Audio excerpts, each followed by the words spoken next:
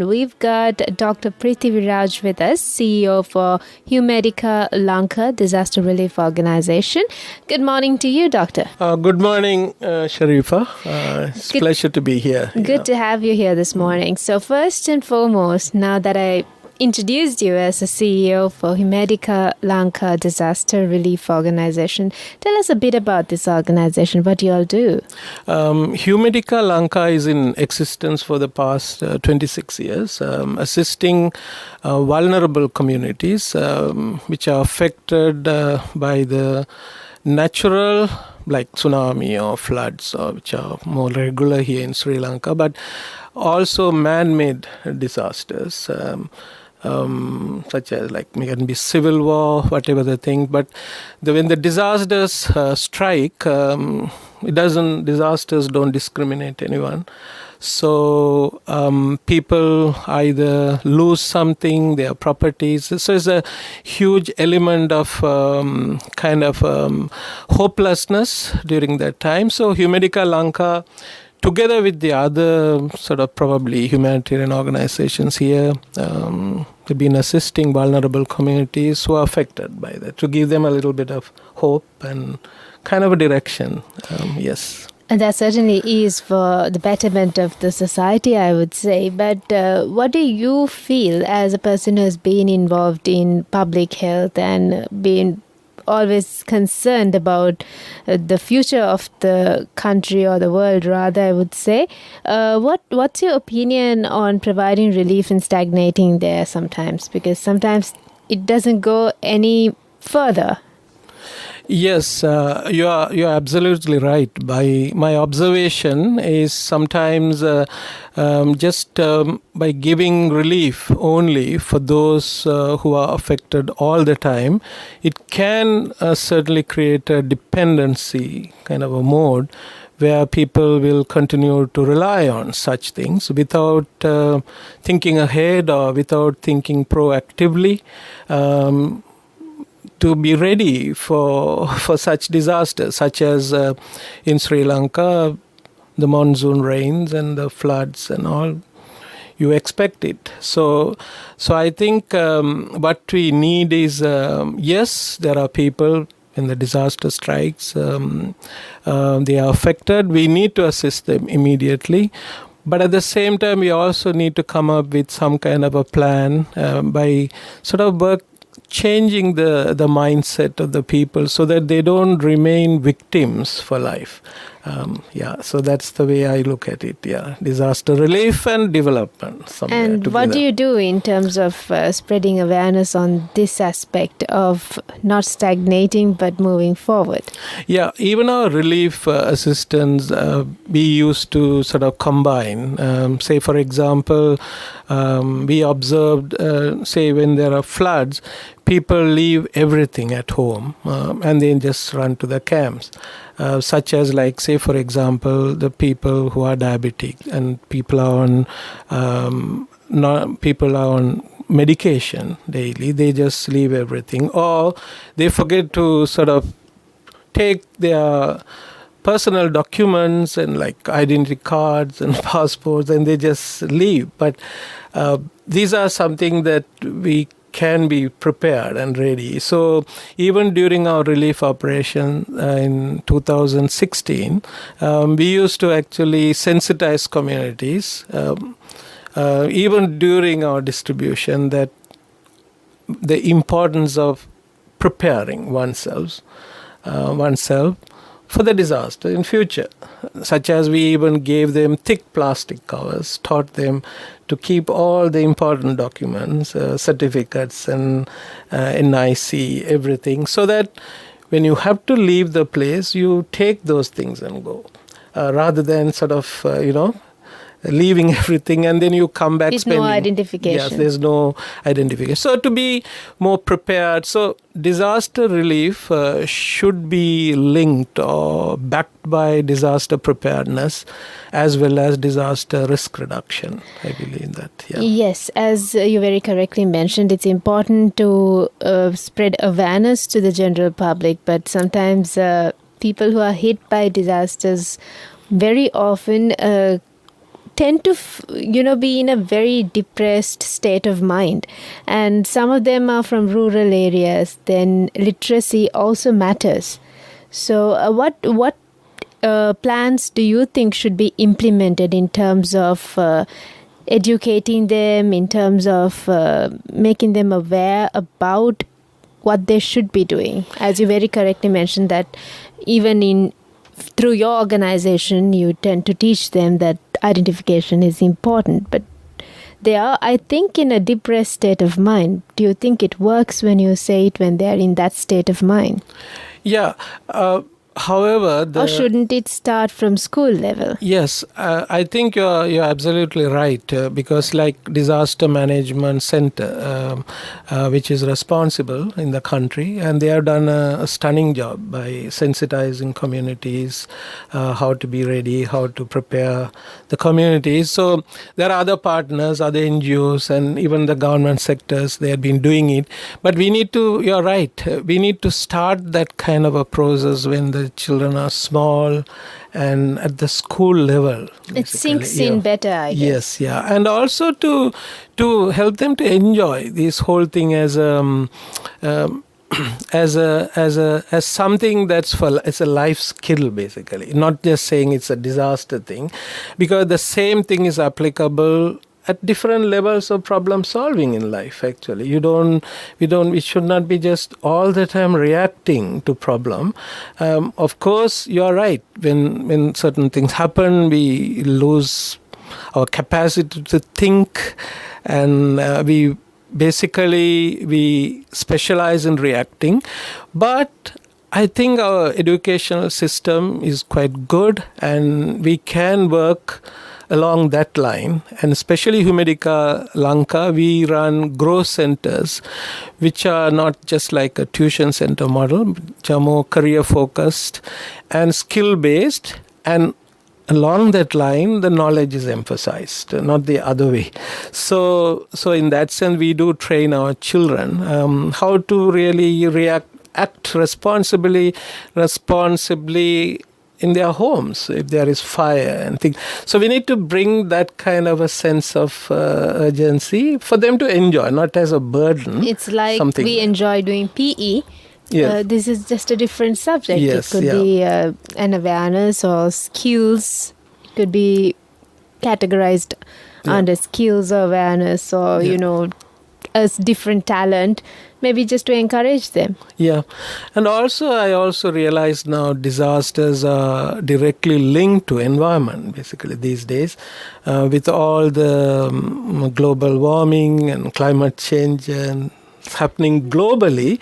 It's high time also that we connect disasters with our environmental protection and conservation and all those things, because I believe very strongly, if you respect the environment will respect you. Exactly. If you don't respect, environment will not respect us. So it's high time we train and teach and motivate our children to love the nature. Because one of the things that COVID-19 has taught us, because I remember we were still involved in our operation during the COVID-19, but I used to take a walk sometime around my house. So I used to watch the birds now enjoying, and they were singing, and they were more. I saw like the nature was quite happy, even though the human beings, we were locked down or locked in. But I think we are also responsible for a lot of things that goes wrong. They say like the way we handle our waste and things.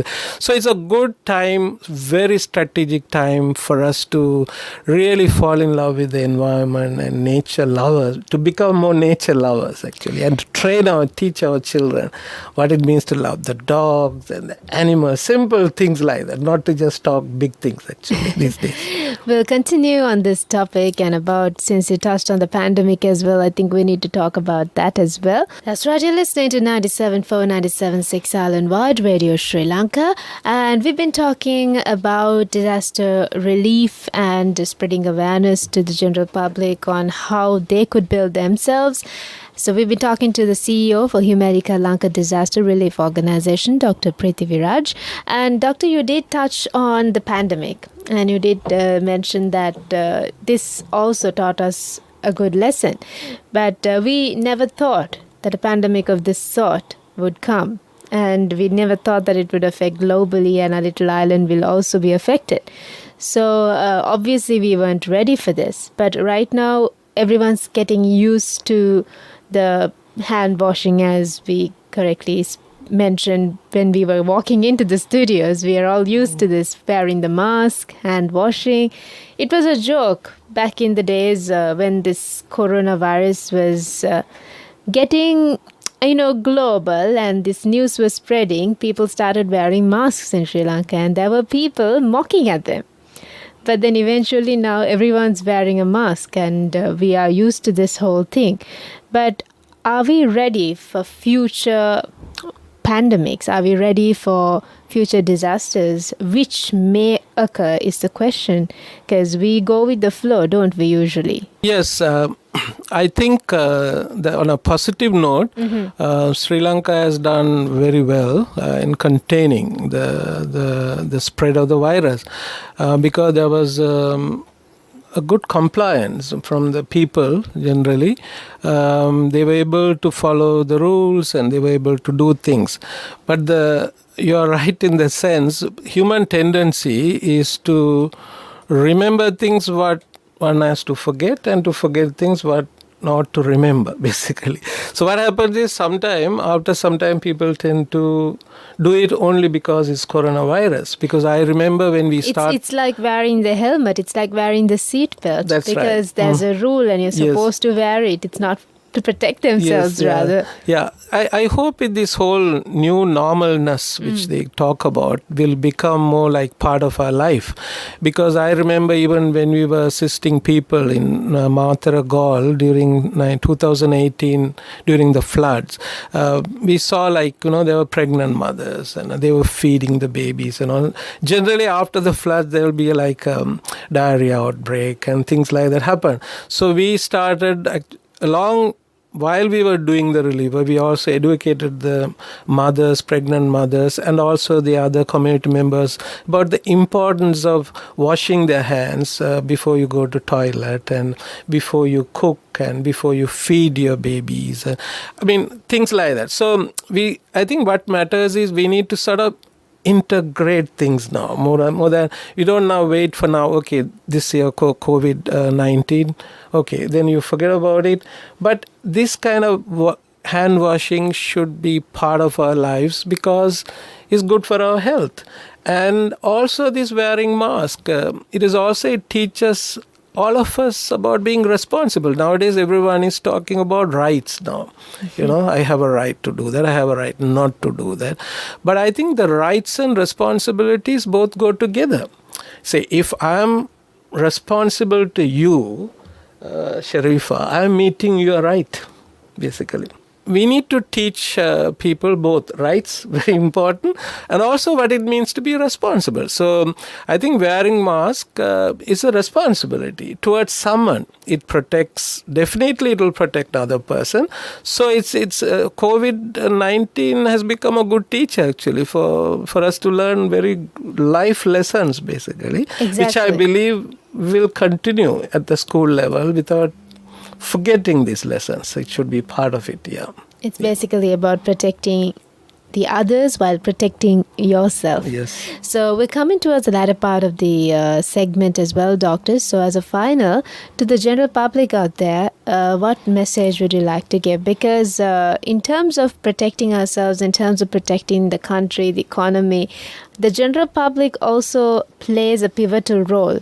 And they're also involved in the betterment of the country as well, because without their support we can't do anything. The high authorities are doing their level best, but there is a role to be played by the general public as well. So what would you like to tell, in your opinion, before we wind things up? I think the problems are inevitable, disasters are inevitable, they will come. It will be part of our life. But it's very important that we need to be prepared, and also we need to understand this as a long journey in globally as well as nationally, because there's a travel advertisement. It says if you want to travel fast, go alone. But if you want to travel far, go together. So it's very important that we join hands together in this journey without blaming people, without finding fault with people, but by taking responsibility for ourselves and making good strategic decisions. I think we must learn the art of making decisions. What will be the results within 10 minutes time, and 10 months time, and 10 years time?